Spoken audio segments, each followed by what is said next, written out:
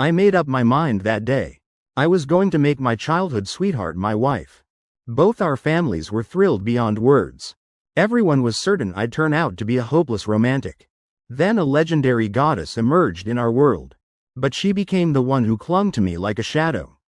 At 5 years old, she refused to take a photo alone, absolutely refused. Her chubby little hand clutched the hem of my shirt. She wouldn't budge until I agreed to be in the picture with her. At 18, she cornered me on my way to class. Her voice turned sweet and coy. "CEO Lincoln, you're mine. You can't escape me." At 20, barely old enough to marry. She couldn't wait. She confessed her feelings for me on the screen of the tallest building in the city. Declaring her love to me. "Lincoln Ford, the rest of my life belongs to you." But at 25, a business rival drugged her at a corporate cocktail party. She ended up sleeping with a college student. Furious, I demanded a divorce. That very night, she sent him abroad. She knelt in the pouring rain and begged me, "Lincoln, I was wrong. Please forgive me this once." I looked at her pale, drained face, and my heart softened. But then, I ran into that college student at the hospital by chance. He was with her for a pregnancy checkup. Her eyes red-rimmed, she tried to explain. "Lincoln, half a month ago, I went abroad for contract negotiations and got into a car accident. He risked his life. The car could have exploded, to pull me out. He saved my life. After that, I found out I was pregnant with his child. His grandmother threatened to kill herself unless I kept the baby." She wrapped her arms tightly around my waist. Her voice trembling. "Lincoln, please don't leave me. I swear, after the baby's born, I'll send him away. I'll dump the kid at the old house. They'll never appear in front of you again for as long as they live." I swallowed the ache in my chest and believed her explanation one more time. Until the very last time. She competed against me at an auction for my late mother's keepsake. Each bid more aggressive than the last. In the end, she threw money around like it meant nothing. And gave that necklace to the college student. I stormed into the private room to confront her. But she just calmly explained. "He's had it rough since he was a kid. Today, this necklace is the only thing he wanted. Lincoln, can't you let him have it?" In that moment, I suddenly laughed. Laughed so hard tears fell. "And what if I don't?" She frowned. "Lincoln, stop making a scene. I'm about to give birth. Once the baby arrives, everything between us will go back to the way it was." I looked at her. My heart felt like someone was hacking at it with an axe, blow after blow. Back to the way it was. Did she even remember what the way it was looked like? Behind me, Marcus Hayes's panicked voice rang out. His face drained of color as he leaned against the wall. "I think I'm running a fever. I feel awful." Serena Walsh's expression changed instantly. She practically shoved me aside and rushed to support Marcus. I stumbled backward, my hip slamming hard into the corner of the table. The pain was so sharp that cold sweat soaked through my back in an instant. My voice shook as I called out to her, "Serena Walsh." But she didn't even turn around. She led Marcus away with hurried strides, leaving me with nothing but her retreating back. A life debt, plus the child that belonged to them, Serena Walsh. She would never be free of him for the rest of her life. How could we ever go back to the way things were? I slid into the car in a daze. The driver asked carefully, "Sir, shall we head back to the mansion?" I closed my eyes. "Take me to the lawyer's office." 2 hours later, I clutched the freshly signed divorce papers and went to the hospital. Outside the VIP room on the top floor, the bodyguard saw me, his face flushed with embarrassment as he bowed his head. I stood at the end of the hallway, watching Serena Walsh reserve the entire floor for Marcus Hayes. Doctors and nurses appeared at the snap of her fingers. And she never left his bedside, not for a moment. Even when Marcus frowned slightly, she panicked like the sky was falling. Marcus spoke softly, "I'm craving a rice ball from that breakfast place on the west side." Serena Walsh didn't hesitate for even a second. She grabbed her car keys and headed straight out. "Wait for me, I'll be right back." I stood in the shadows. My heart felt like it was being torn open. I waited until she left before I pushed open the door to his room. When Marcus Hayes saw me, he immediately put on a pitiful expression. "Lincoln, did you come here to blame me?" "I'm sorry, I really didn't mean to. I just loved that necklace so much. CEO Walsh fought you for it at the auction. And gave it to me. But she only wanted to broaden my horizons. Once the baby is born, she'll come back to you, just like before. I let out a cold laugh. It's just the two of us here. Drop the act. I'm not interested in watching your Oscar-worthy performance. Years ago, Serena Walsh offered you $50 million to leave. But you still showed up in front of her.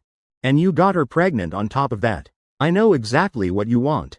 His eyes went blank. His expression turned awkward. I don't want to get caught up in your games. I pulled out a set of divorce papers. If you hand her these divorce papers yourself, she'll never sign them. I'll find a way to get her to sign without her even realizing it. Marcus bit his lip. You've got it all wrong. I never wanted to come between you two. I cut him off. You only get one chance. Think carefully. Marcus stared at the agreement for a long time. Finally, he reached out and took it. Thank you, Lincoln, for making our family of 3 complete. A family of 3. My heart felt like it had been stabbed with a dull blade. The pain made even my breathing shake. Then I wished the 3 of you eternal happiness. When I got back to the mansion, I pulled out a cardboard box and started packing away everything that had anything to do with Serena Walsh. Serena Walsh and I grew up together since we were kids. We had more memories than I could count. The first thing I put in the box was a photo album. I opened to the first page, a picture of us together at 5 years old. In the photo, she wore a little dress. Her face tense as she stood beside me, but her hands secretly clutched the hem of my shirt. Mrs. Walsh said that day she absolutely refused to take a photo alone. She had to be in the picture with me. That was the first time she showed her possessiveness over me. The second item was a button from our high school uniform. Graduation day. All the boys in class fought over the girls' buttons. I sat in my seat, not moving. But when I got home after school, I found one of her buttons lying quietly in my desk, along with a small note, only allowed to fight for yours. Back then, she already knew how to use her status as the Walsh family heiress to keep other girls from getting close to me. The third was a wedding ring. The day I turned old enough to legally marry. She couldn't wait, she confessed on the CBD building's screen. And proposed to me, amid rose petals falling from a helicopter. This wedding ring glittered with cold light in her hand. She slipped it onto my finger herself, her eyes full of emotion. Lincoln Ford, the rest of my life belongs to you. If it hadn't been for Marcus Hayes, I truly believed we could have grown old together.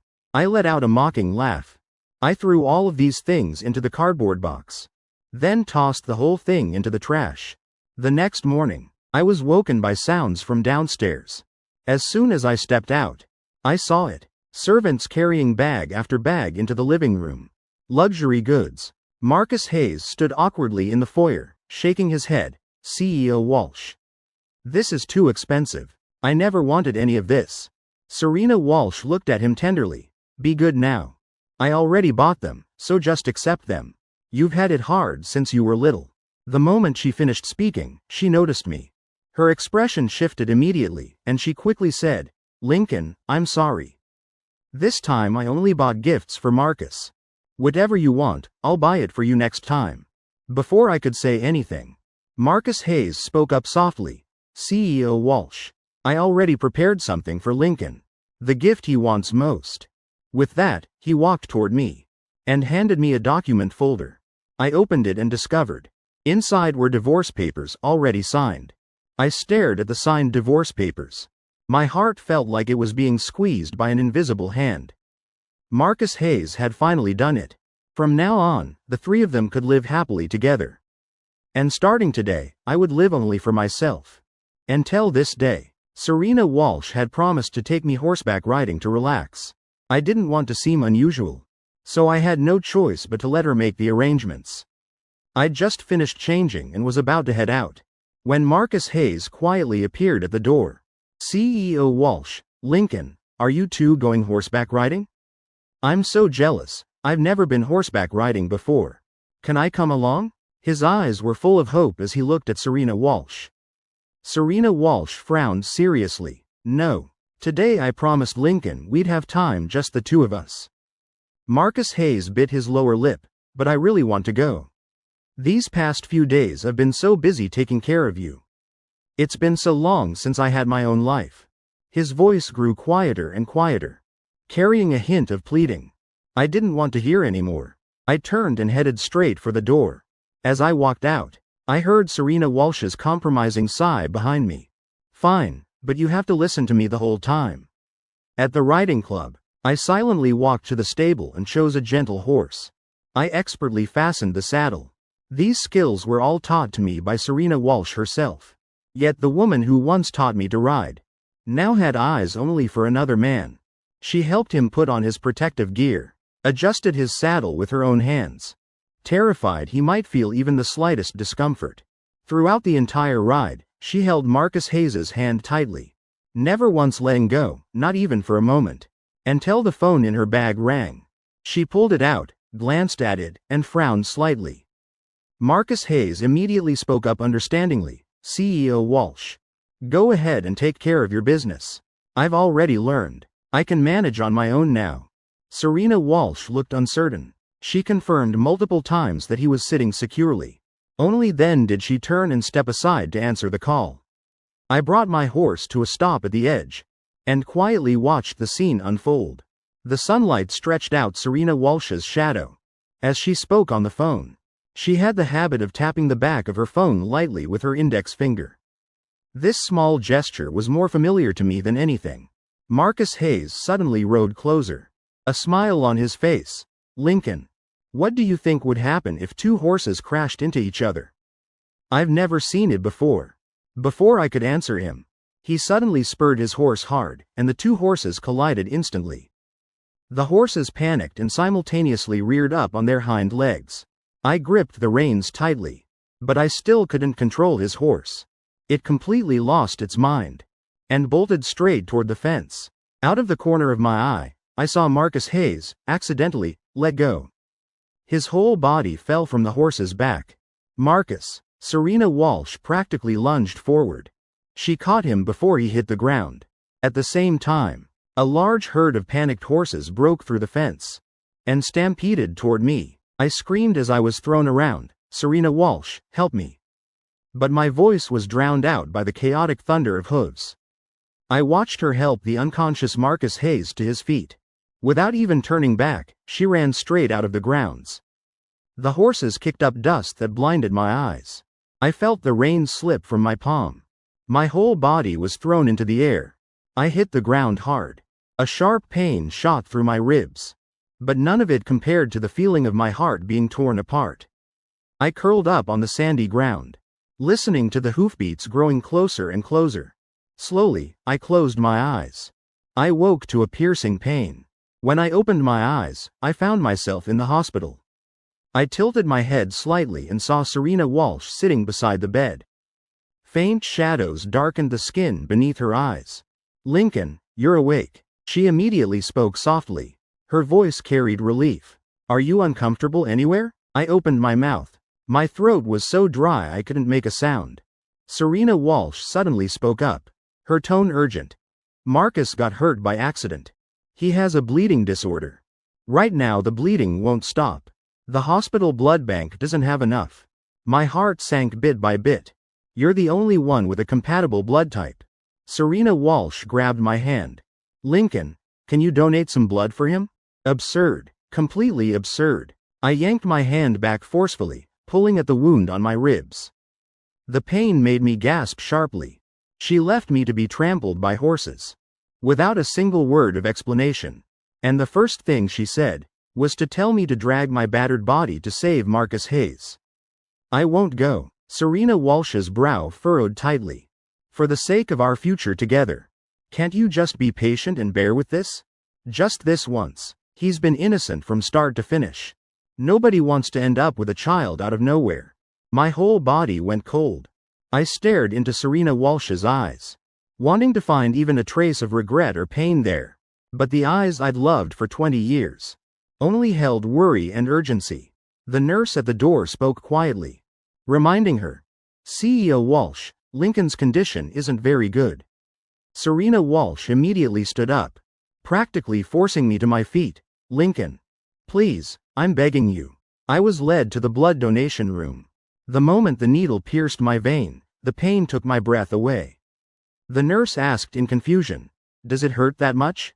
No, I was very gentle. I shook my head, but the corners of my eyes turned red despite myself. Yet Serena Walsh stood outside the blood donation room constantly checking her watch. She didn't spare me even a single glance. 400 milliliters of blood drawn. My vision darkened in waves. The nurse helped me sit down to rest. But I watched Serena Walsh. Without even turning back, she ran straight to Marcus Hayes's hospital room. I staggered after her, standing outside the half-open door. On the hospital bed, Marcus Hayes looked pale, his wrist wrapped in thick bandages. Serena Walsh sat beside the bed, gripping his hand tightly, her gaze so tender it could melt. "Don't be scared, it's okay now." She comforted him devotedly. "I'm here." My eyes fell on Marcus Hayes's wrist. He wore a familiar prayer bracelet there. It was the bracelet I'd brought back from Mount Wutai 3 years ago. Back then, Serena Walsh had solemnly placed it on her wrist. Said she would never take it off for as long as she lived. But now, it appeared on another man's wrist. She had given away the bracelet I'd knelt and prayed for with such sincerity. Given it to Marcus Hayes. My heart ached violently. I couldn't watch anymore. I turned and left. The next morning, the nurse came for rounds. "Lincoln, please complete your medical history form." The nurse handed me the paperwork. I filled it out mechanically. At the marital status box, I paused for a moment. Then wrote firmly, "Single." The nurse asked in surprise, "Lincoln, did you fill this out wrong? You wrote, single, instead of married. Isn't CEO Walsh your wife?" I said calmly, "No. She won't be my wife much longer." The hospital room door suddenly burst open. Serena Walsh stood in the doorway, staring at me in disbelief. "Lincoln, what are you saying?" The air in the room instantly froze. The nurse awkwardly clutched the medical chart and rushed out, leaving only me and Serena Walsh standing at the door, the two of us facing each other. "Are you still angry about the blood donation?" Serena Walsh seemed to understand something. She stepped closer and reached out to touch my face. He was in critical condition. "Lincoln, I had no other choice." I turned my head away. Serena Walsh's fingers hung suspended in midair. She stared at me for a long time, as if trying to read something on my face. But in the end, she only glanced at her watch and stood up. "Marcus, it's time for his medicine. I'll come see you tonight." The door closed in an instant. I slowly lay back down on the hospital bed. Staring at the ceiling, I suddenly laughed.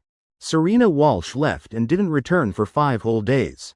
I was discharged and went home, keeping my promise to make soup. I had the driver take it to the hospital. Then I started packing my things.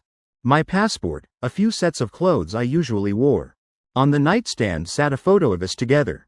I looked at it for a moment, then turned it face down on the table. One night, Serena Walsh suddenly came home. She held out a gilded invitation, her eyes shining bright like when we were young. "Today is the school's centennial anniversary. Our classmates said they want to have a reunion. You've been home for days. This is perfect timing to get out and relax. Go see old friends, okay?" The day of the reunion. Serena Walsh held my hand the entire time. "Old friends," exclaimed. "The most handsome guy in school and the most beautiful girl. Still the perfect match." Someone even reminisced. "Remember when Serena Walsh stood in line all night, just to buy Lincoln that limited edition album?" She smiled and squeezed my hand, like a silent, subtle plea for affection. The class president suddenly brought out a box. "Does everyone remember our time capsule? Letters we wrote 10 years ago, now returning them to their owners." Everyone crowded forward excitedly to claim theirs. I was about to open mine when Serena Walsh suddenly froze. Her phone rang. The screen displayed, "Marcus." She hesitated, glancing at me. In the end, she still stepped into the hallway to answer the call. A minute later, when she returned, her face was ashen. "Lincoln, he wasn't careful. He fell down the stairs. He's at the hospital right now." I calmly cut her off. "Go. His health is more important." She let out a relieved breath and kissed the corner of my mouth. "I'll be back soon." I watched her hurried figure disappear, then walked over to the time capsule and found Serena Walsh's letter. The envelope read, "To Serena Walsh at 26. I hesitated for a moment, then opened it. The paper had yellowed with age, but the handwriting was still clear. 16-year-old Serena Walsh wrote in flowing script, "To Serena Walsh at 26. By now you must have married Lincoln Ford, right? I'm so jealous of you. Your life now is everything I've ever dreamed of. So you absolutely have to treat Lincoln well. You have to be happy with him after you're married. Otherwise I'll never forgive you. Remember to warm up milk for him every day. His stomach isn't good. You have to go with him to Iceland to see the Northern Lights. He's been talking about it for 7 years. You have to remember he hates rainy weather most of all. Remember he's allergic to seafood. And also, you have to remember he's afraid of the dark. So never let him walk alone at night." At the bottom of the letter was a small line. "Written for me, Lincoln Ford. If 10 years from now I don't treat you well, please leave me, never forgive me." I gently traced my fingers over those words, and whispered to the air, "Okay, I'll listen to you." The reunion ended. I hugged each classmate goodbye. The class president's eyes turned red as he said, "Come to the next anniversary, okay? There is no next time." After leaving, I caught a taxi straight to the Civil Affairs Bureau. Today was the day the divorce papers became effective. I finally received the divorce certificate. The clerk confirmed multiple times, "Lincoln, you've thought this through carefully?" "I've thought it through." I watched the stamp fall. My heart felt like a piece had been hollowed out. But strangely, I also felt liberated. Before leaving, I erased all my personal information. Bought a one-way plane ticket. On the plane, I looked at the clear sunset outside the window. Gazing out, I suddenly remembered being 18. Serena Walsh cornered me after school and said, "CEO Lincoln, you're mine. You can't escape." Serena Walsh, you were wrong. This time, I've escaped. And once I've escaped, I'll never come back. Serena Walsh arrived at the hospital. Marcus Hayes was sitting on the hospital bed, his eyes rimmed with red. "Marcus." She rushed to embrace him, her voice full of concern. Marcus Hayes tried to put on an innocent expression. "CEO Walsh, I know. It's only because I'm carrying our child that I can stay by your side this long, fulfilling grandmother's request to take care of you." CEO Walsh looks down on me. He paused briefly. "Looks down on me for always admiring you. That's why when I first saw you drugged, I risked my life to save you." Marcus Hayes gripped her hand tightly. "That's why when I first saw you on the road, I risked my life to rescue you. Serena, can you accept me?" The more cautious and hesitant he became, the more Serena Walsh's heart churned with anxiety. She pushed him away forcefully, but still couldn't bring herself to scold him. "Marcus, wait until I give birth. I'll give you enough money. Send you abroad to live. Enough for you to live in wealth and comfort your whole life." Serena Walsh's expression turned cold. "Serena, none of that matters to me. What if all I want is you?" Marcus Hayes, seeing her like this, firmly took her hand and placed it over his heart. "Serena, please don't make me leave you, okay?" Serena Walsh let out a heavy sigh. For some reason, she thought of me. I can't. She panicked and lowered her head, shaking his hand off, then stepped toward the door. "Marcus, you know my heart only has room for Lincoln. But grandmother really likes you too. Grandmother even said if you give birth to a boy this time, she'll give you a legitimate position." Marcus Hayes sat on the hospital bed, his face ashen, at a complete loss for words. "Serena, do you really not feel anything for me at all?" Serena Walsh immediately panicked. "Marcus, no matter what grandmother promised at the beginning, my heart only has Lincoln. You need to take care of yourself." She quickly closed the hospital room door, leaning against it, breathing heavily. She didn't know why her heart only beat for me. When facing Marcus Hayes's pale face, she wavered slightly. It must just be because of the child. Serena Walsh tried to convince herself. She drove to the company. She let herself drown in work. That way she didn't have to face that heart. Face the accusations from her younger self. But Serena Walsh didn't see that after she rushed away. The cold light in Marcus Hayes's eyes. And his phone. Marcus Hayes's expression changed instantly, as if the pitiful man from moments ago hadn't been him at all. Lincoln Ford has already been forced away by the Walsh family. What's the point of pretending to be sincere here? He picked up his phone and made a call. Hello. Is this CEO Gu's assistant? I'm Marcus. Can you tell me CEO Gu's recent schedule? Money is no problem. Just tell me. I need to see him. He hung up. Marcus Hayes finally let a smile show. Serena Walsh, if only I'd known sooner you'd reject me. I wouldn't have wasted my time here with you at all. He revealed a strange gleam in his eyes. But fortunately I kept a backup plan. At the private auction house, business elites and major shareholders gathered. Guests were all enthusiastically discussing the antiques about to be auctioned. Serena Walsh's footsteps felt heavy. She stepped into the private room at the last minute.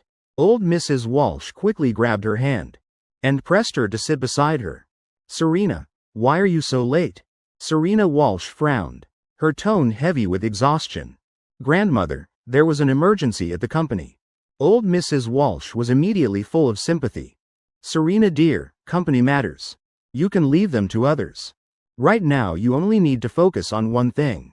Taking good care of yourself during this pregnancy. Serena, look, in a moment I'll bid on that piece, the Dragon and Phoenix longevity lock.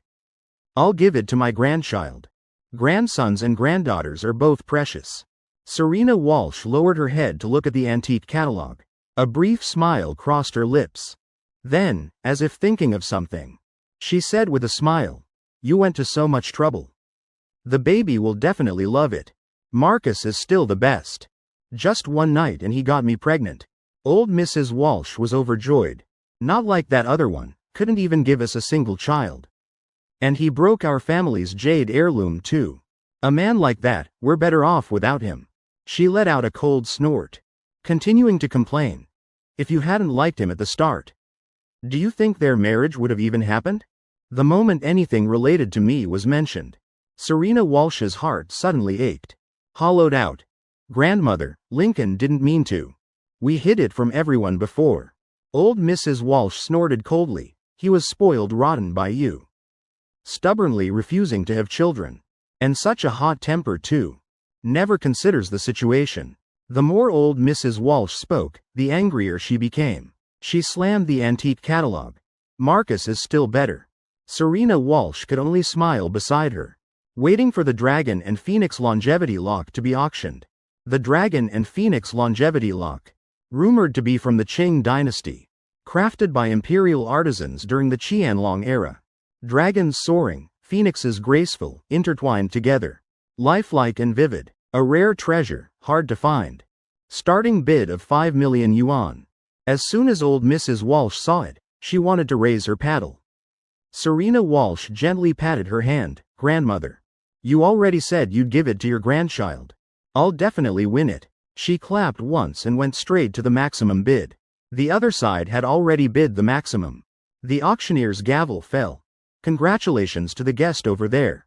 The Dragon and Phoenix longevity lock will be delivered shortly. Old Mrs. Walsh clapped happily. Serena. Wonderful. Serena Walsh smiled and stood up from her seat. Grandmother.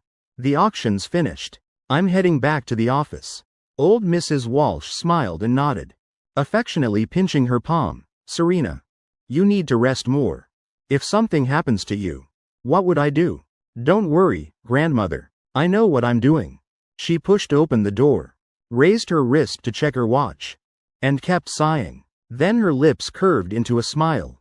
Once this baby is born, I need to take some time off and be with Lincoln. I've really been neglecting him too much lately. Even though Lincoln can be unreasonable sometimes. Serena Walsh thought to herself. Suddenly a familiar figure flashed before her eyes. The man's expression was hurried. He passed right in front of her, and stepped into a discreet private room not far away. She hesitantly called out, Marcus? He clearly didn't hear. He quickly entered the private room. Without his usual carefulness, Serena Walsh fell into thought. She quietly walked toward the door. The man seemed too anxious. He hadn't even closed the door completely, leaving a small crack. The voices of a man and woman in the private room carried perfectly into Serena Walsh's ears. CEOGU, I'm your man. I did everything you told me to. Got your enemy pregnant with my child. Are you really not going to give me what I'm owed? The familiar male voice reached Serena Walsh's ears. Like a bolt of lightning on a clear day. She couldn't believe it, her eyes widening. This man was clearly Marcus Hayes. Are you serious? I told you from the start that no matter what you did, I would never marry you. Based on the voice, she could tell. This CEOGU was the person who'd been her business rival for years. Her mortal enemy. I don't care, I've done so much for you. You need to compensate me for emotional damages. Marcus Hayes's voice was clearly not the warm, gentle tone Serena Walsh knew. It was sharp and venomous as a needle, cruelly grating. He laughed coldly, his voice crystal clear. Otherwise I'll make a scene for your husband to see. As soon as CEOGU heard the word, husband, her voice immediately dropped. How much money do you want? Marcus Hayes smiled and raised 2 fingers, waving them. 200 million. CEOGU gasped. She drew in several sharp breaths, angrily saying, You're blackmailing me now? You're a shameless man. Haven't you already latched onto the Walsh family? And now you want to blackmail me too? Marcus Hayes laughed out loud. But I only did all this for you in the first place. I sold my own body. To get revenge on your business enemy, Serena Walsh. I even drugged CEO Walsh. Wore a shirt like her husband's to deceive her. Then I found out she was going abroad for work. I deliberately staged a car accident. Risked my life to save her. Only then would she agree to bring me back to the country. Let me stay until this baby was born. CEOGU. Now the Walsh family treats me so well. But once this baby's born, she'll send me abroad. I won't get anything at all. It'll even drag you down. CEOGU, this is your last chance. Give me this 200 million. I'll help you continue getting revenge on Serena Walsh. Then you won't have to worry about anything. Marcus Hayes's cunning laughter reached Serena Walsh's ears. Crash. A loud noise. So you were the one who drugged me on purpose? All eyes turned toward the sound. The Dragon and Phoenix longevity lock that had been won at maximum bid fell to the ground just like that. Old Mrs. Walsh's face was filled with panic and rage. How could you treat my granddaughter like this? At the same time, on the other side, I finally finished setting up my small shop. I propped my hands on my hips and let out a long breath. Since I left Serena Walsh, nearly half a month had passed. I chose to come to a small town. The air here was fresh, the pace of life slow. It suited me perfectly. As soon as I arrived, I rented a shop. Not a large space, but enough for me to run my very own coffee shop. I looked at the shop window and broke into a genuine smile. How long had it been since I smiled like this? Just thinking about it, my heart, which I thought had gone numb, throbbed with a dull ache again. Serena Walsh, Marcus Hayes, and their child. They must be living happily together now, right? Serena Walsh, I thought to myself. Then quickly shook my head, driving that name out of my mind. I'd started a new life. How could I let myself be sad over the past? Lost in thought, something warm suddenly pressed against my ankle. Meow Tilda. A little orange cat rubbed against my ankle, letting out a soft cry. A kitten. I looked at it in surprise, crouching down to stroke its soft little head. The little orange cat rolled onto its back in front of me. Meow meow Tilda, acting adorable. This little cat really likes you. A clear female voice rang out. I quickly turned to look, only then realizing someone was standing nearby. I'm sorry, I didn't notice you. I apologized quickly. The woman smiled and gently crouched down too. The orange cat immediately rubbed against her palm, as if they'd known each other for a long time. I asked, Is this your cat? No. The woman's lips curved into a gentle smile. For a moment, I couldn't look away. She set down a bag of proper cat food and freeze-dried treats, skillfully rubbing the little cat's belly. I only recently discovered it hanging around this area, so whenever I pass by, I stop to feed it. So it's a stray? I watched the woman smile. Probably. The woman's voice was incredibly pleasant to hear. I'm sure it desperately wants a home too, don't you think? I watched her stroke the little cat. Her eyelashes were long and thick. They cast faint shadows on her face. She seemed to carry a hint of longing. The soft, deep place in my heart was gently touched. Let's go then. I expertly scooped up the little cat. It didn't resist at all. Only the woman's face showed confusion. I said, word by word, to get neutered. Then placed the little cat on my shoulder. Flashing a bright smile. I already found the address of a vet clinic. Only then did the woman look dazed as I pulled her to her feet. I've found the clinic. Leading the little cat, preparing to go. The woman stood there stunned for a while, before hurrying to grab the treats and chase after us. She smiled and extended her hand. My name is Lynn Hartwell. Nice to meet you. I stopped walking, extended my hand and solemnly clasped hers. My name is Lincoln Ford. I just moved to this town. Nice to meet you. The little cat mimicked me, placing its soft little paw on our clasped hands. Gently meowing. Meow tilde. The two of us looked at each other and smiled at the same time. The chaos of the past that still lingered in my mind, along with that laughter, slowly dissolved into the approaching night. Lynn Hartwell and I walked side by side. So that coffee shop is yours? I nodded. Tomorrow is the grand opening. Looks like I'll have a little cat keeping me company now. The orange cat meowed right on cue, rubbing against my cheek. Lynn Hartwell spoke up. I'll be there too. I've been watching your coffee shop for a while now. In a moment, the veterinary clinic appeared before us. On the other side, old Mrs. Walsh was furious, saying, "What exactly is going on here?" Marcus Hayes, seeing Serena Walsh and old Mrs. Walsh standing at the door, was so scared he collapsed to the floor. His arrogant demeanor from before, like it had only been an illusion. CEO GU had gone pale, sitting on the sofa, trembling. Even though the GU family was wealthy and powerful, they'd never directly confronted the Walsh family in conflict. Serena Walsh helped old Mrs. Walsh slowly enter the private room. As soon as CEO GU saw them, he quickly gave up his seat for old Mrs. Walsh. Old Mrs. Walsh's expression was far from pleasant. As soon as she sat down, she couldn't help but speak up. What exactly is going on here? Large bodyguards stepped in, and Marcus Hayes and CEO GU. Both their faces showed panic, especially Marcus Hayes. His eyes filled with terror. Old Mrs. Walsh, please have some tea. Don't let anger harm your health. CEO GU quickly signaled the servants. A servant respectfully brought tea. He hurried to old Mrs. Walsh's side, smiling obsequiously. Madam, this matter has nothing to do with me. He really was involved with me. But you know, our world. Old Mrs. Walsh's expression changed. He quickly changed his words. My world. He's a con artist who specializes in seducing wealthy women. I gave him $2 million and he still wasn't satisfied. He kept saying it was for me, but wasn't he deceiving both sides? Playing both our families. CEO GU was smooth-tongued, trying to say that both the GU family and the Walsh family were victims of Marcus Hayes. Old Mrs. Walsh's face darkened. Serena Walsh suddenly spoke up. CEO GU. If you tell the truth, the Walsh family will stop attacking you. Future cooperation, everything's negotiable. Her expression was dark. The air pressure around them suddenly dropped. A cold chill descended. CEO Gu's eyes flashed with hesitation. This could be an opportunity.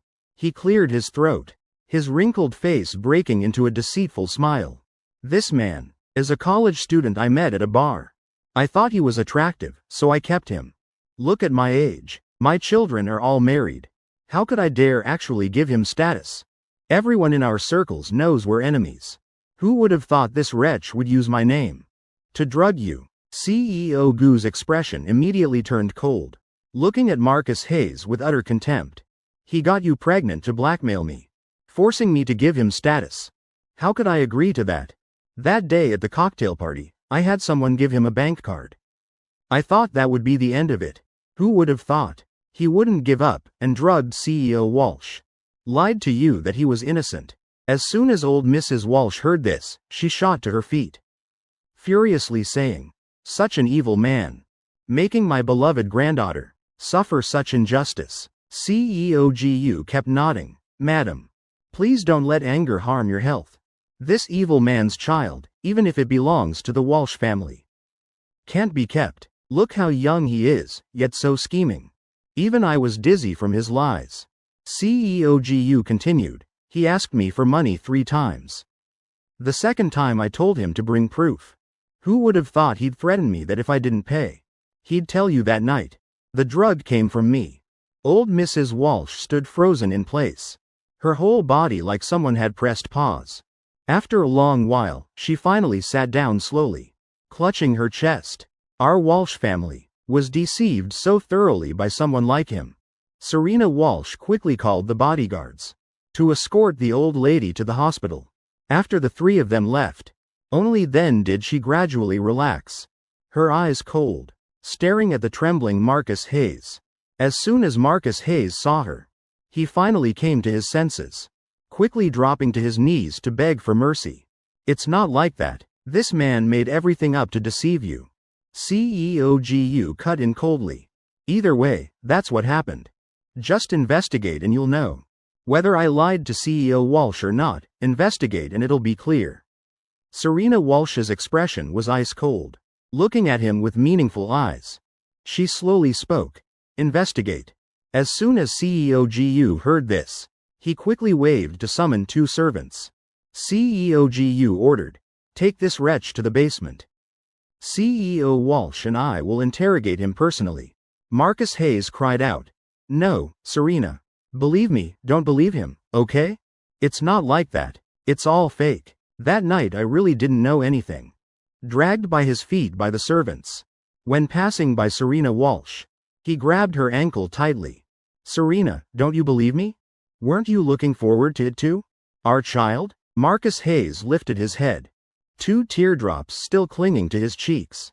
On any other day, she surely would have softened, wanting to rush over and comfort him again and again. But right now she only kept her face dark and said nothing. Seeming to see that Serena Walsh didn't object, Marcus Hayes quickly blurted out, Serena, Lincoln's already gone anyway. Wouldn't it be good for the 3 of us to be together? Serena Walsh suddenly exploded with rage, forcefully gripping his throat, her uncontrollable fury surging forth. Who's gone? CEOGU quickly backed away several steps, turning his head. Marcus Hayes was choked by her grip, his face turning an ugly purple-black, tears and snot running down. Serena Walsh loosened her grip slightly. Only then did he finally come to, gasping for breath in great heaves. A foul, fishy stench spread. CEOGU quickly covered his nose and mouth and ran over. CEO Walsh, please don't be angry. Rest assured, I'll personally deliver the interrogation results to your mansion. Nothing will be falsified. Marcus Hayes finally realized what had happened. He showed an extremely vicious expression. The mask of innocent pity from before was finally gone. He didn't care about anything anymore. Serena Walsh, no wonder Lincoln insisted on divorcing you no matter what. Serena Walsh was like she'd been struck by lightning. Her hands suddenly let go. Only then did Marcus Hayes break free. Looking at her cruel expression, he showed a sinister smile. Serena Walsh. You didn't think of it, did you? Lincoln left you a long time ago. Left a long time ago. At the same time, on the other side, you've been here all day with Fanfan. Are you really okay? I brought over a cup of coffee, with latte art on top, clearly in the shape of a cat's head. Lynn Hartwell smiled. I'm fine. And couldn't help but rub Fanfan's belly again. That day, the 2 of us took the little cat to get neutered, and naturally decided to foster it temporarily. At my coffee shop, the little cat wore a cone after being neutered, but it didn't stop it from eating voraciously at all. So we named it Fanfan. Also from that day on, Lynn Hartwell seemed to stick to me in my shop, waiting outside the door before we even opened, only reluctantly leaving when we closed. This coffee shop, thanks to Lynn Hartwell and Fanfan, got better and better business. Originally planning to live a leisurely life, now every day I was run off my feet. Lincoln, you still haven't found a place to live? I shook my head and sighed. The places I've looked at haven't been quite right. Right now I can only stay at the shop temporarily. I stretched, rubbing my shoulders. But sleeping on a cot really isn't comfortable. And Fanfan can only curl up at my feet. Lynn Hartwell paused. Lincoln, Actually, my place is pretty spacious. If you don't mind, you could stay at my place. I was about to decline. Lin, I didn't know why. In my mind, the scene of our first meeting appeared. For some reason, I suddenly changed my answer. Okay. Lynn Hartwell seemed almost unable to believe it. Really? Her gentle eyes showed a hint of joy. My face flushed red. Lynn Hartwell smiled. Let's go as soon as we close today. No need to wait. After speaking, she was about to go upstairs to help me pack. There's still 2 hours until closing. Once we're done packing, we'll head right over. Seeing her like this, I couldn't help but laugh. Fanfan's stuff will also take time to move over. She just stood on the stairs, turned around and blinked. No need to move it. I've already prepared everything. I stood there stunned. Why did I get the feeling this woman had been plotting this for a while?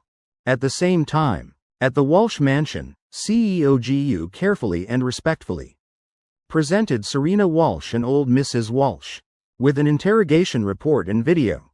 As soon as old Mrs. Walsh saw clearly the black and white text in the video, she nearly fainted. Serena Walsh stared intently at the black text, her hand gripping the report so tightly her knuckles turned white. On the night of the 19th, Marcus Hayes admitted to drugging her himself, and even to get CEO Walsh pregnant, used drugs that severely damaged her body. Serena Walsh let out a cold laugh, letting the report gently fall. As soon as CEO GU saw this, he quickly stepped forward. CEO Walsh, Madam, please rest assured, I will definitely handle this wretch properly.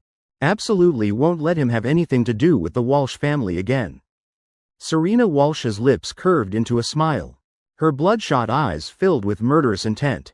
No need to trouble yourself, CEO GU. I'll handle this wretch myself. A black sports car raced through the empty streets. The woman in the driver's seat, her face lost in shadow, her expression impossible to read. Lincoln, she murmured, her heart full of regret and remorse. The phone beside her suddenly rang. She stopped the car, swiped the screen and answered. Old Mrs. Walsh's voice immediately rang out. Serena, have you found Lincoln yet? What did he say? Will he forgive us? Serena Walsh hurried to comfort old Mrs. Walsh. Lincoln is so kind and loves me so much. He'll definitely forgive me. Old Mrs. Walsh's crying grew more intense. I was wrong 1,000, 10,000 times over. I even hit that poor boy back then. Now he must resent me. Serena Walsh's emotions were a tangled mess. She could only comfort her. Grandmother, I won't call you anymore.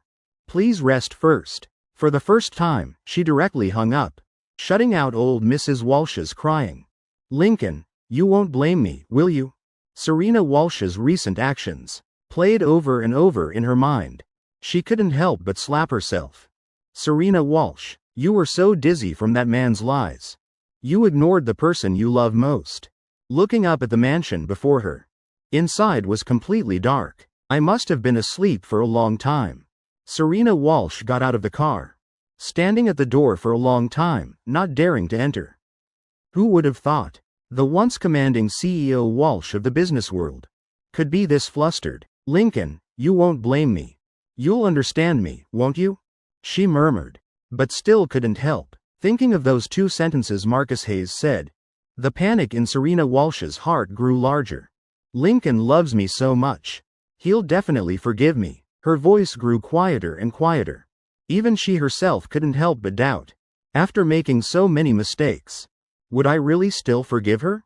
Thinking carefully, the last time she saw me was nearly a month ago.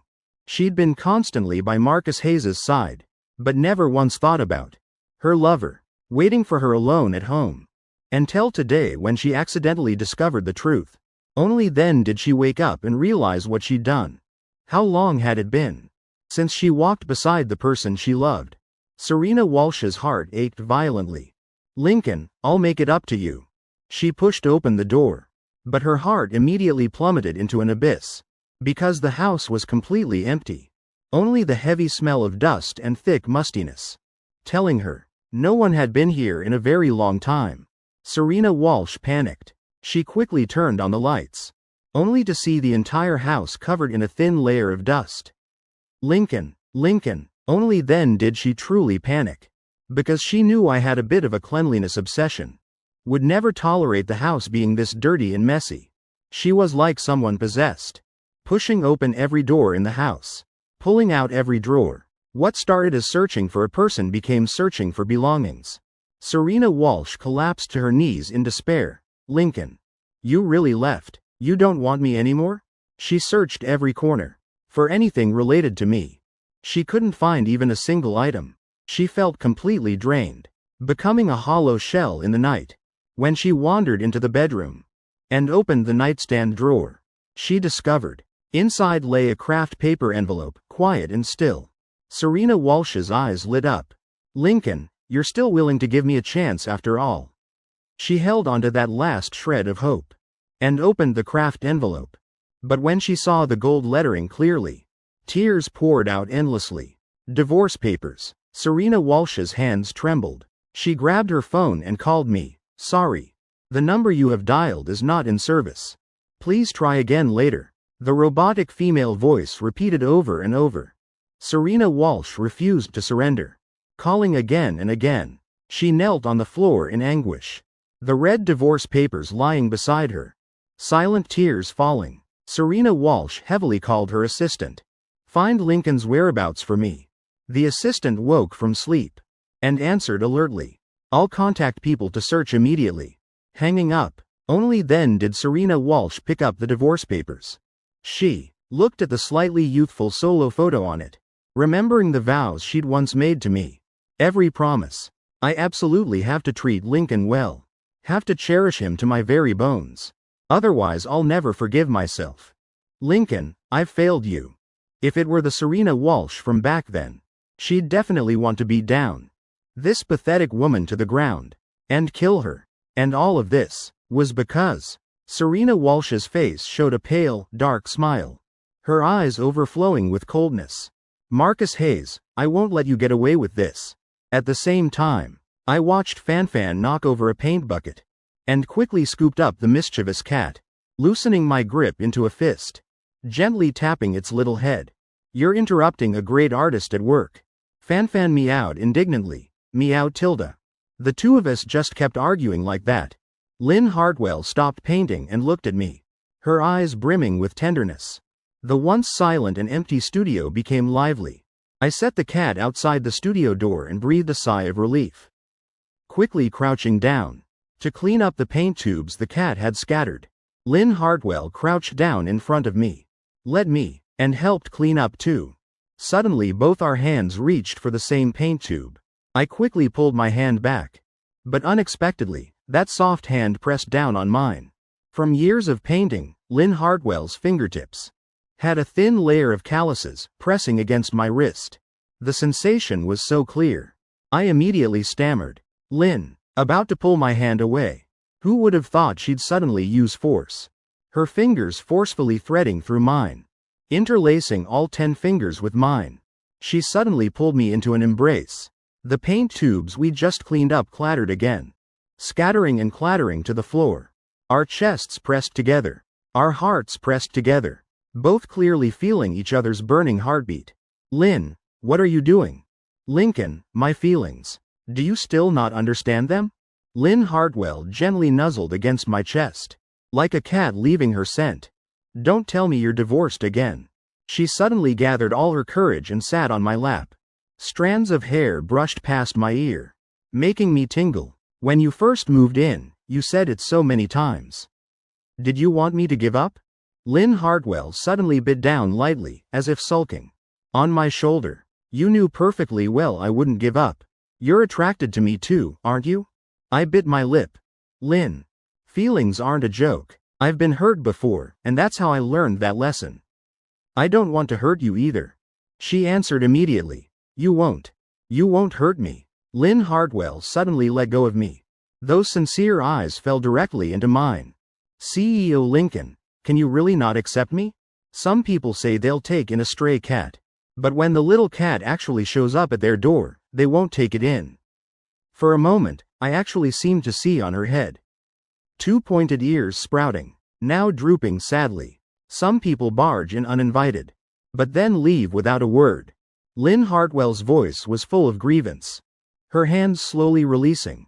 I'm sure by tomorrow. No matter what, you'll move out. Even if I come to the coffee shop to find you. You'll act like you don't see me. Look at me like I'm invisible. Her voice dropped lower. After speaking, she started to push me away. Just pretend I was joking. From now on, we'll still. I smiled. Why wouldn't I take you in?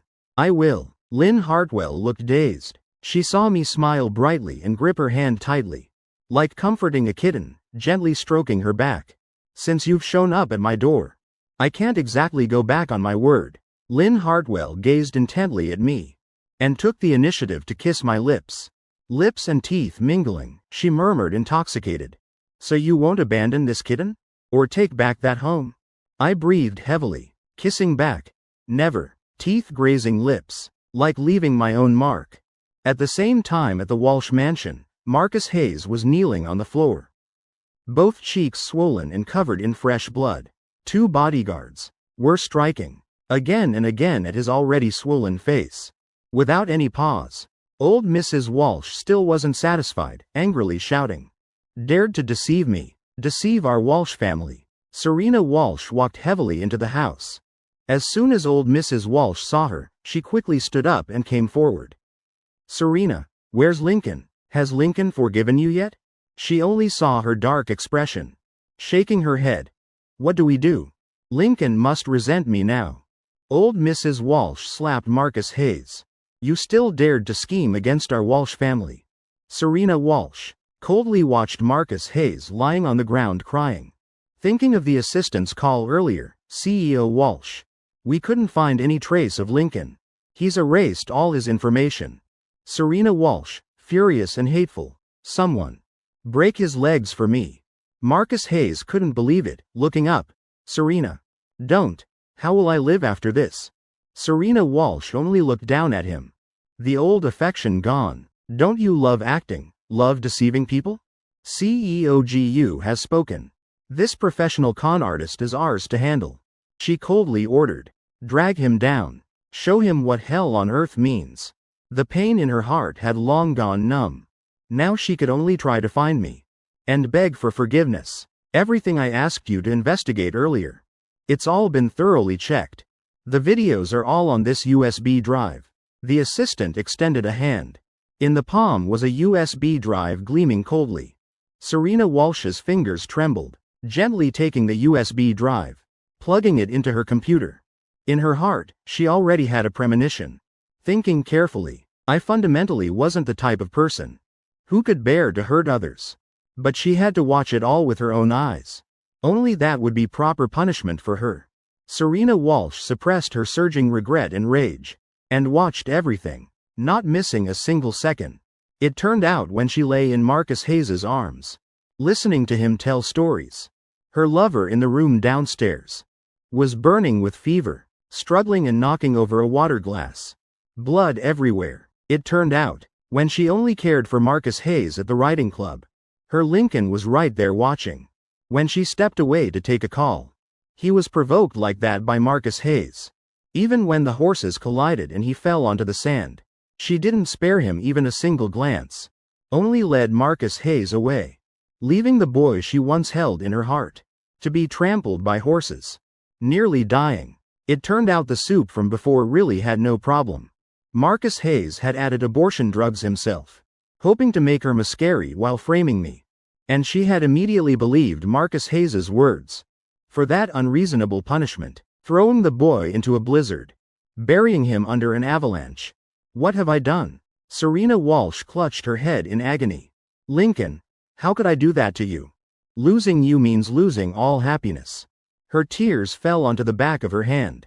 Help me. A piercing scream echoed through the Walsh mansion, interrupting Serena Walsh's memories. Marcus Hayes, you have to pay for what you've done. She looked at the filthy, bloodied man, frowning. Marcus Hayes's face covered in tears, but still desperately grasping at Serena Walsh like a drowning man clutching at straws. Serena, I really won't dare again. You love me. Please spare me. I'll never appear before you and Lincoln again. Serena Walsh gripped his throat tightly, laughing bitterly in anger. Love you? Her heart ached. That's right, her own actions. In Lincoln Ford's eyes, weren't they? Even her own heart really wavered for a moment because of Marcus Hayes. Marcus Hayes. Lincoln's divorce papers at the beginning. You tricked me into signing them, didn't you? Marcus Hayes screamed. Lincoln Ford told me to help get you to sign. He told me to. In a flash, his two legs were snapped alive by the bodyguards beside him. Save me. You're carrying my child. Marcus Hayes's expression was slightly dazed. His face ashen. Old Mrs. Walsh, who'd been standing beside them furiously. Bastard, still refusing to surrender at a time like this. Guards, throw him in the water. Doctor, stand by and watch. Don't let this bastard die. Marcus Hayes, lying on the ground, suddenly burst into laughter. Ha ha ha ha. Serena Walsh, old Mrs. Walsh, if you people hadn't spoiled me and been cold to Lincoln Ford, how could he have left? Now you're putting it all on me. Ha ha ha. He laughed maniacally, dragged away by the bodyguards, leaving two long, horrifying trails of blood. Serena, is Lincoln really not coming back? Old Mrs. Walsh pressed something into her hand. The cold sensation brought her back to her senses. She looked down. It was the jade pendant I'd broken back then. Someone had picked up every single piece, inlaid with gold thread, restored to its original shape. I had people inquire everywhere. Lincoln seems to be living in who she. I was wrong. I'll apologize to him myself. Serena Walsh looked at her.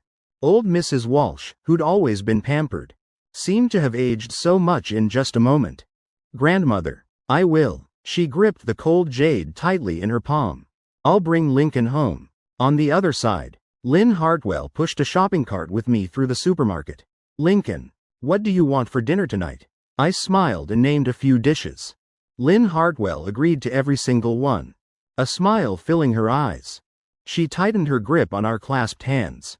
The two of us walked out of the supermarket entrance, our haul abundant. I shook our joined hands. I want to stop by the shop first.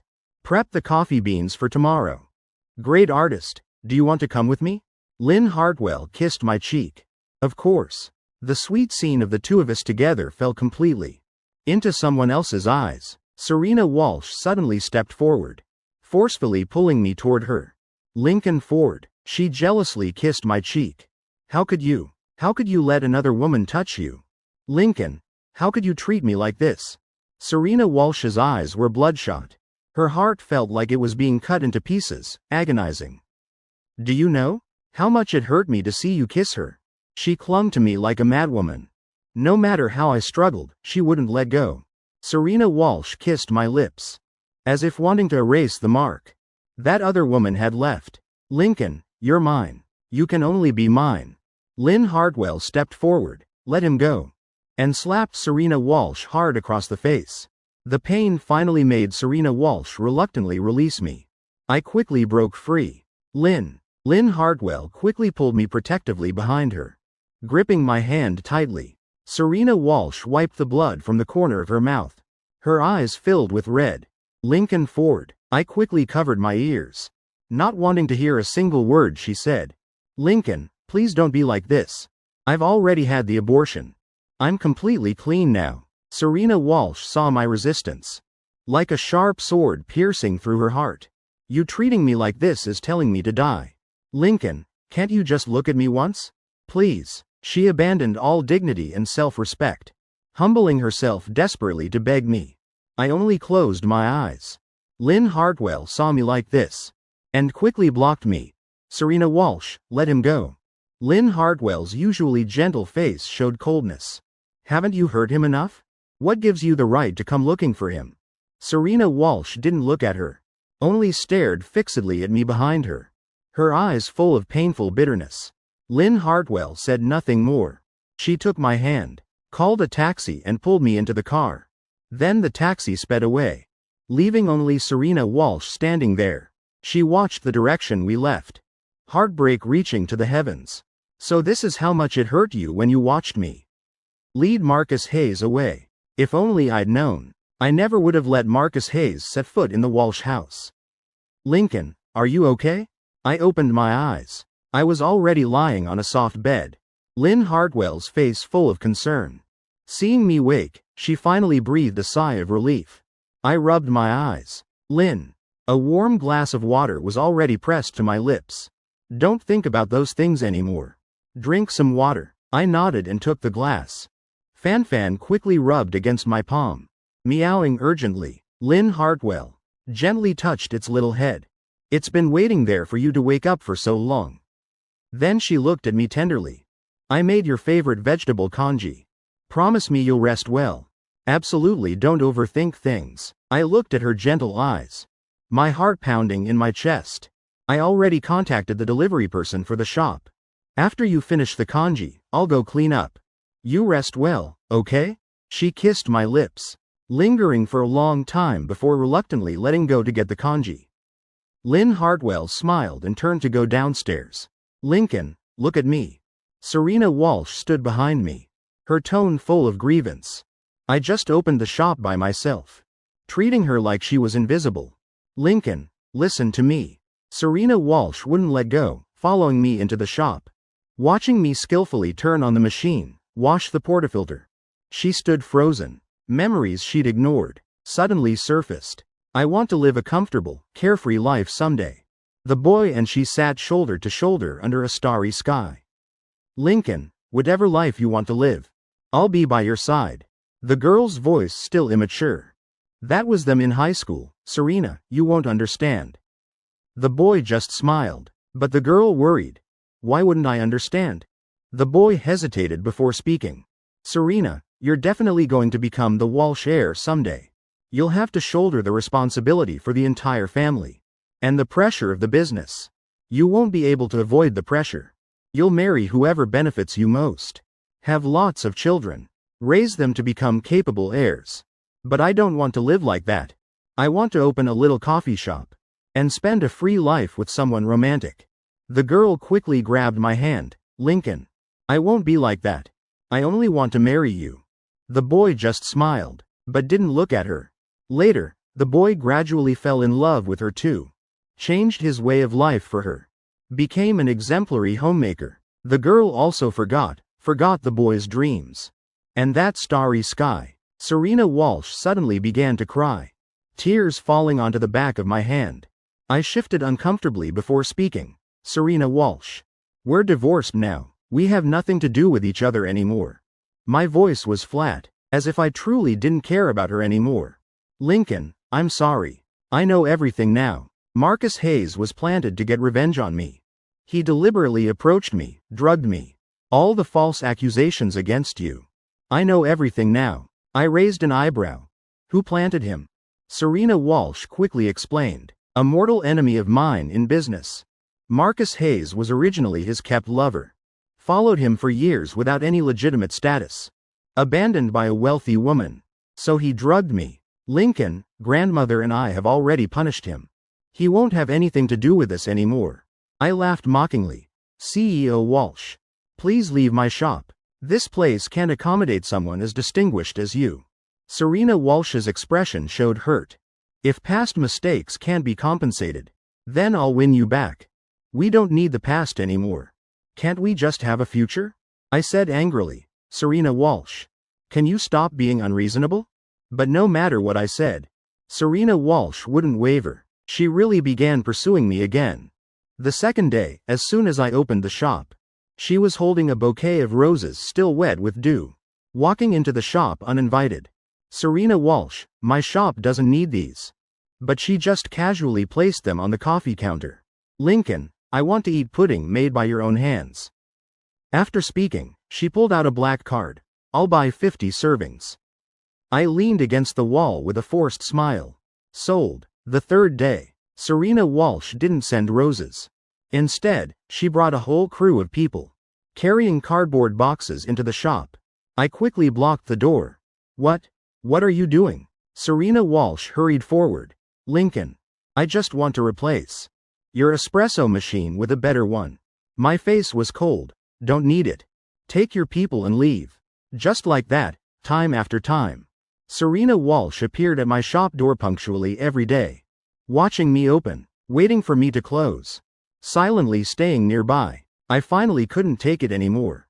After all the customers left, I pulled her into the shop. My face dark. Serena Walsh, are you childish? Still playing these juvenile games? Serena Walsh looked at my anger without objecting, only showing a faint smile. Seeing her like that made me even angrier. Serena Walsh. We're divorced. Stop harassing me. If you keep this up, I won't be able to keep this shop open. Serena Walsh just stood there with her head down, like a student being scolded. Lincoln. I don't know how to pursue someone.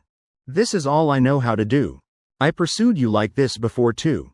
I froze. Serena Walsh really didn't know how to pursue someone. She only knew how to clumsily show possessiveness, using her status as the Walsh heiress to keep others from approaching me. At first, I was attracted by that clumsy love too, thinking she'd only ever be like that with me. Who would have thought someone like that could hurt me too? I laughed coldly. Serena Walsh. You don't need to do this. I've made it very clear. We can never work again. Lynn and I are getting married soon. Please don't come harass us anymore. Serena Walsh felt like she'd fallen into an ice pit. Her organs were being frozen one by one, then shattering completely. Married? You're getting married? She stepped forward and locked onto my wrist, as if wanting to crush me. I gritted my teeth through the pain. Yes, we're getting married. Stop interfering in our lives. She suddenly grabbed my neck and kissed me frantically. No. I won't let you. I pushed her away. Serena Walsh. You're insane. She looked at me with red eyes. Insane. From the moment I lost you, I went insane. Serena Walsh bit into my neck. The past. Everything was my fault. 1,000 times. 10,000 times I shouldn't have given the love meant for you to someone else. Lincoln, give me one chance. I won't, never again. I'll only be the one who's devoted to you, Serena Walsh, faithful to the end. Lynn, I cried out, my voice trembling. Lynn Hartwell slapped Serena Walsh, shielding me behind her. Lincoln. Don't look, don't turn around. Go home quickly. Can you leave everything else to me? She pressed her car keys into my hand. Go quickly. I know you're a man. It's not appropriate to hit a woman. I nodded and ran outside. Lynn Hartwell waited until she heard me start the car before relaxing. She turned to face Serena Walsh. She rarely showed such coldness. Her eyes full of fury. Serena Walsh. Stop harassing him. All your harassment does is hurt him. Do you know? He still has frequent nightmares. Dreams of crazed horses crushing his ribs. Dreams of you abandoning him on a snowy mountain, about to be buried by an avalanche. Serena Walsh stood frozen in place. Her fury instantly dissipated. I'm sorry. Besides apologizing, she didn't know what else to say. Lynn Hartwell suddenly slapped her. If you truly feel regret, then let him go. Serena Walsh was knocked sideways by the blow, blood trickling from the corner of her mouth, but she didn't fight back. Only stood there in a daze, her mouth still murmuring apologies. Lynn Hartwell, seeing her like this, said nothing more. Simply turned and left, not knowing how long she stood in the shop. Serena Walsh finally came to. When she returned the next day, she only saw a sign hanging on the door. Shop for sale. Serena Walsh stared for a very long time, then took one step, turned, and left. As soon as old Mrs. Walsh heard the news that Serena Walsh was coming home, she'd already been sitting on the sofa waiting. Where's Lincoln? She quickly looked behind her. No one there. Grandmother. He's not coming back anymore. The wound on Serena Walsh's face hadn't healed yet. Old Mrs. Walsh immediately felt distressed. Grandmother. I'm returning this to you. She extended her hand. In her palm was still the jade pendant, repaired with gold thread. Lincoln. Doesn't need it. Old Mrs. Walsh stood frozen, pounding her chest and stamping her feet, all because of that beast Marcus Hayes. My grandson-in-law was driven away by him just like that. Serena Walsh said nothing, only listening to old Mrs. Walsh curse. That beast has gone mad. Can't even control himself from soiling the room. I had someone send him directly to CEOGU. Looking at him disgusts me. But that wretch has awakened me. Old Mrs. Walsh quickly grabbed her, whispering in Serena Walsh's ear, Serena dear, do you think you could give Lincoln some medicine? If you get pregnant with his child, he won't be able to run. As soon as Serena Walsh heard this, she quickly shook her head. Grandmother. We can't do that. Lincoln never wanted to have children so soon. Before she could finish, old Mrs. Walsh was already angry. Serena. Then what other way is there? Let you find someone else to marry. Can you bear that? This is the only way. First have a child with him. Lincoln is soft-hearted by nature. We'll humble ourselves and serve him. And you'll have a child. Tell me, could he still leave you? Serena Walsh said nothing. Old Mrs. Walsh saw her hesitation. Immediately said, Serena, don't you love him anymore? Of course I love him. Are you comfortable letting him be out there alone? Rather than letting him be with another woman. Better to have a child for him. And we'll make it up to him. He keeps saying he doesn't want children. But once you're pregnant, he won't have the heart. And you'll be the baby's mother. Tell me, could he really bear to leave you? Serena Walsh's expression darkened. Grandmother, fine. As soon as old Mrs. Walsh heard, she immediately patted her chest. Leave it to me. When the time comes, you just need to go see Lincoln. That said, for several days in a row, Serena Walsh couldn't decide. Until old Mrs. Walsh personally handed her medicine and a piece of paper. Pressing them into her hands. Serena, on here is Lincoln's address that I had people search everywhere for. Do you know how much effort this took? Serena Walsh opened the paper in a daze. Lincoln had indeed moved to a different city. Her heart ached again. Was she really that repulsive? He'd rather sell his shop. Move to a new city than see her again. Was that Lynn Hartwell really so wonderful? She gripped the medicine tube tightly. Grandmother. I'll go find Lincoln right away. Old Mrs. Walsh was overjoyed. Serena, you're definitely still in his heart. Over 20 years of feelings. Can he really just let go like that? She pushed Serena Walsh toward the door. I've already arranged a private plane to Hushi. Go find him quickly. Even after boarding the plane. Serena Walsh still felt unreal. She looked down at the medicine tube in her hand. Still hesitating in her heart. She closed her eyes. And put the medicine tube in her bag. Serena Walsh murmured. I'll treat this as one final goodbye. The plane landed smoothly. She hesitated for a long time. Finally calling the number on the paper. Hello? Hello. The speaker emitted a male voice. Still so warm. Making her heart flutter. Hello? Is no one there? Serena Walsh gripped the phone tighter. Finally saying to me on the other end. Lincoln. I'm in Hushi now. Please give me one last chance. Let me say goodbye to you, okay? I sat in a Michelin restaurant. Elegant, looking at the French cuisine on the table that used to be my favorite.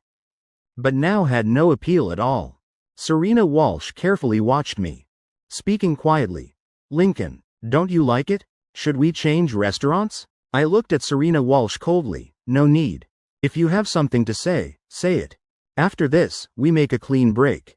Never see each other again. A clean break. Serena Walsh's heart was pierced by those 4 words. Her eyes reddened. Her throat filled with choked sobs. Lincoln, do you really not want our 20 years together anymore? I laughed coldly. Serena Walsh. What is there left for us to talk about? I already made room for your family of 3. Serena Walsh's face full of regret. Lincoln. Don't say that. I've already had the abortion. Let's have a child of our own. She looked at me urgently. Desperately searching my face for any remaining feelings. But I only looked at her coldly. Delivering an ultimatum. Serena Walsh, if you have something to say, say it quickly. I have things to do. Serena Walsh, seeing me like this, was in too much pain to speak. She bit down hard before managing to ask. What are you planning to do? My face showed annoyance. How is that any of your business? If it's just meaningless talk, then there's no need to continue. With that, I stood up directly, pushing back my chair to leave. Serena Walsh immediately blocked me, urgently saying, Lincoln, please tell me, let me know, what could possibly be more important than me? I said coldly, everything is more important than you. But if you insist on knowing, I can tell you. Taking my wife to the city to buy wedding rings. Serena Walsh couldn't help but ask again. Her eyes bloodshot. Lincoln, don't lie to me. If you're saying these things to me, I might as well die. Serena Walsh's hand unconsciously grabbed mine. Desperately searching for any opening. I frowned. Serena Walsh. Let go of me. You're the one who said you wanted to say goodbye. Don't tell me you just made up some random excuse. I should have known better than to trust you again. Serena Walsh, how many times have you lied to me now? I've lost count. Ever since you got pregnant, you've been lying to me constantly. I just want to leave. Serena Walsh, letting me go means letting yourself go too. There's no possibility left between us. I'll have my life. And you'll have yours. Can't we just part ways with dignity? However, the last thread in Serena Walsh's mind had snapped long ago. She absolutely couldn't believe in a life without me. Lincoln, without you I fundamentally can't survive. Please come back to me, okay?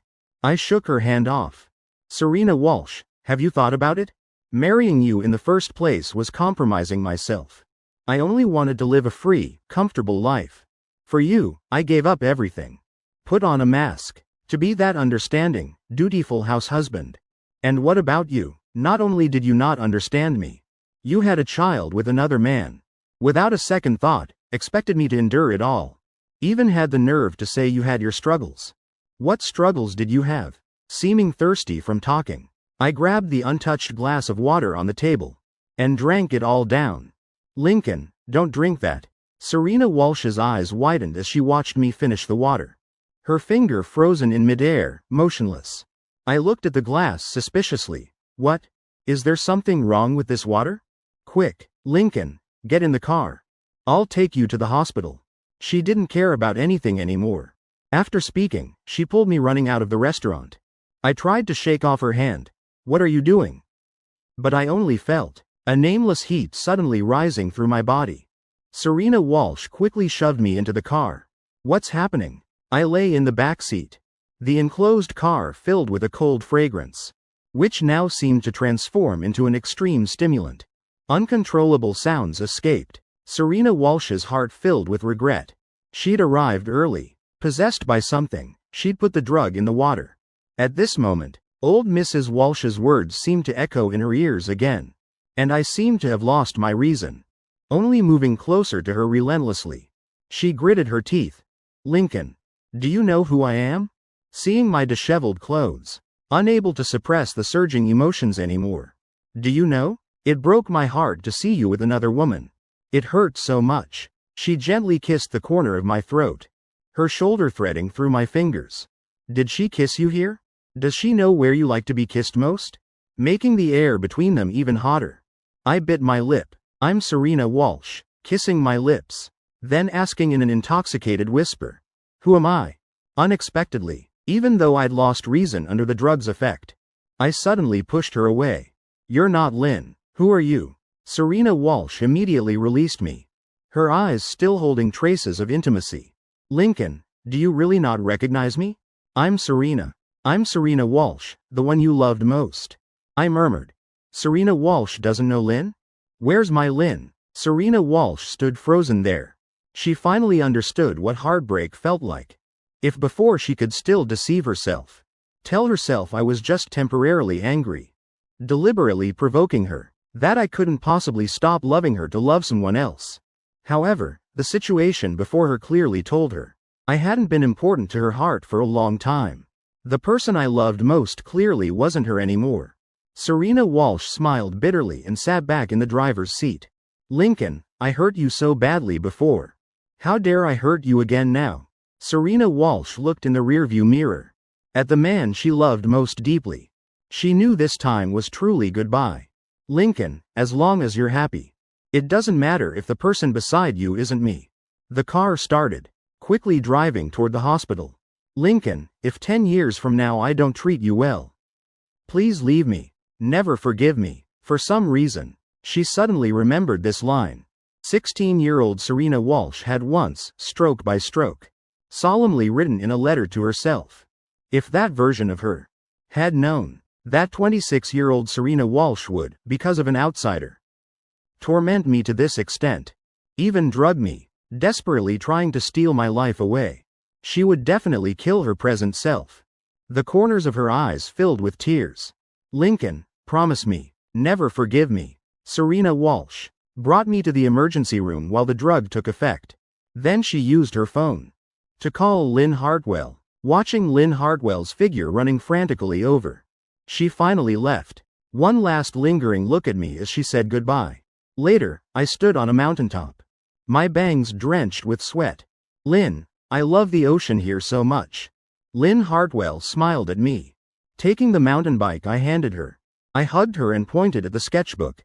Lynn, let's go to Greece. Lynn, the ocean painting you did feels a bit lonely. You said you hate loneliness most. So I want to go there with you one more time. My eyes sparkled. Lynn Hartwell looked at the work she'd painted, then looked at me, couldn't help but kiss my cheek, saying, yes, if I have you, this ocean will surely regain its original vitality. And that was exactly what happened. I spread my arms to welcome the sunlight. The ocean below the cliff seemed to stop its original stillness, becoming shimmering with waves. Lynn, from now on we'll watch the ocean together. See every ocean in this world. Holding her, my eyes full of longing. She didn't take this as a joke at all, but solemnly answered, yes. Then I'll paint all the oceans. And you and me, and Fanfan, all of us by the sea. She gently kissed the corner of my mouth, like sealing an unchanging promise. A vow to see every ocean. To stay together forever and ever. Never ending. The end.